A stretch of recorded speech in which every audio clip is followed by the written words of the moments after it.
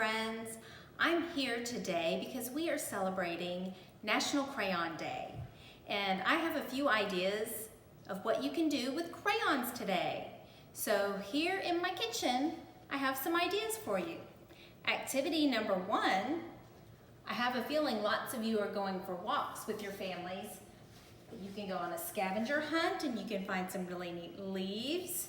Miss Danna's found some in her yard and around the neighborhood. Look at all these different leaves I found. And look, you take a broken crayon and you take the paper off and you put the leaf underneath and the paper on top and you rub it really hard and you come up with something so pretty. Look at that. I wonder what you're gonna find on your scavenger hunt. Activity number 2, you'll need a grown-up to help you find some watercolor paints. Ours are very used. You'll also need a white crayon. Yes, your crayon needs to be white because we're gonna do a secret message. So on a white sheet of paper, you write your letters or your numbers or your shapes. You can do a message or a picture, and then you use your watercolors and you go over that white crayon and you can reveal the secret message underneath. Isn't that so neat? You know, in Miss Danna's house, when we dye Easter eggs, we do this with the Easter eggs.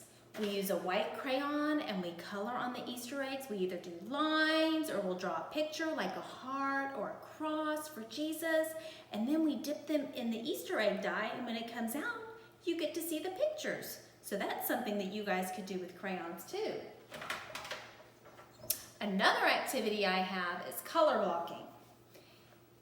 I bet you guys might recognize some of this, maybe or maybe not, but blue painter's tape. It's not heavy duty tape, so when you put it on the piece of paper, it'll peel off without tearing the paper.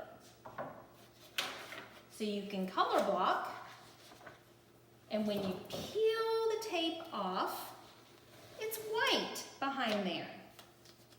And Miss Danna even drew some pictures on the tape and cut those little stickers out with the blue tape. And I made little heart shapes, so when you peel them off, you can see the hearts that it leaves behind.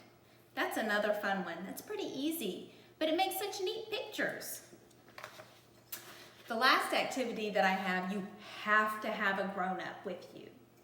And if your house is like mine, you have a box that looks kind of like a gross box of broken crayons. It kind of looks like a mess. But you know what? If you use a muffin tin or a little silicone mold that a grown-up has, you can make, this is the mold that I use. It looks kind of like stars, but you can also use a muffin tin. And you can melt those crayons down and they will actually write, but it's just little pieces of crayon that you can chop up and you can put in there. Look, this one even made a rainbow crayon. I'll make sure that we put the link below so you guys can make your own melted crayons. I hope you've enjoyed this, and I hope you get to share some of the fun activities that you're doing and maybe post them to our page. I would love to see all of your crayon artwork. Have a great day.